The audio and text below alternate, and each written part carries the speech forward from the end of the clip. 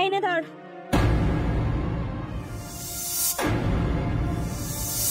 তুই তুই ভিক্ষা করতেছস? মা তুমি এত বড় বিল্ডিং মালিক হয়ে কিভাবে? সেটা তো না জানলেও চলবে। বাবার প্রতি ভালোবাসা এখন সন্তানের হাতে ভিক্ষার থালা ধরিয়ে দিচ্ছে। দেখ, এখনো সময় আছে।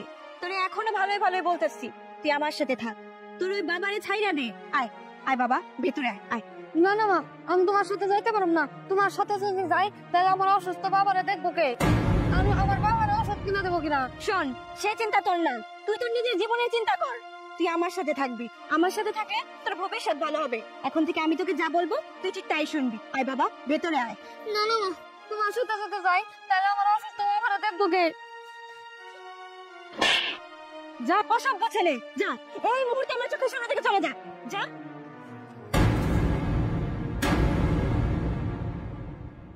বৌমা,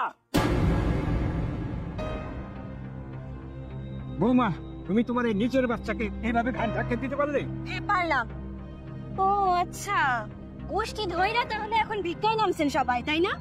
যাক, দেখা ভালোই লাগলো। দেখেন, আপনার সাথে এত কথা বাড়াইতে চাই না।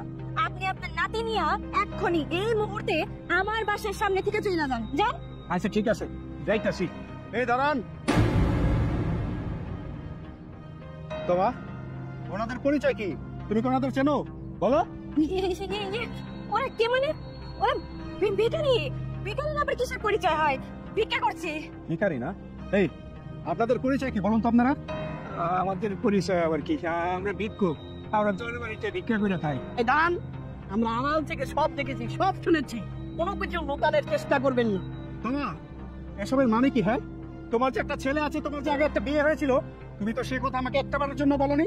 তুমি কেন এত বড় সত্য আমার কাছে এতদিন গোপন করে আসছিলে? বা তোমাকে তো আমি বিশ্বাস করে ভালোবেসে আমার ঘরের বউ করে নিয়ে আসছিলাম।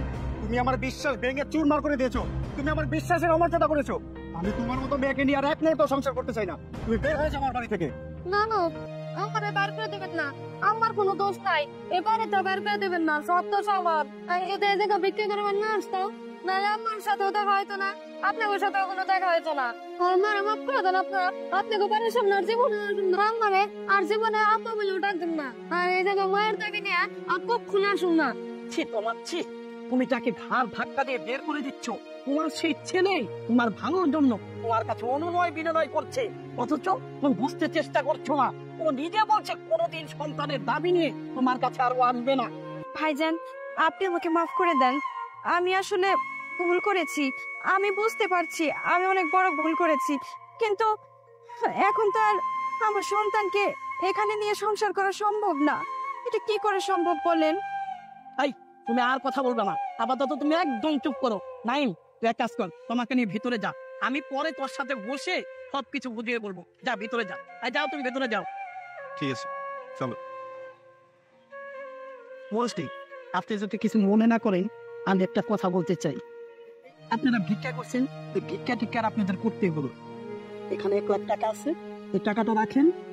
এই বাবা, এই টাকা দিয়ে তোমার বাবার চিকিৎসা করাবে, আর বাকি যে টাকাটা থাকবো ওই টাকা দিয়ে ছোট্ট একটা দোকান দিয়ে ব্যবসা করবা। তোমাদের আর ভিক্ষা টিক্ষা কিচ্ছু করতে হবে না। আর তুমি এখন থেকে ভিক্ষা বাদ দিয়ে লেখাপড়া করবা। লেখাপড়ার যত খরচ লাগে আমি পাঠিয়ে দেবো। ঠিক আছে মুরব্বী?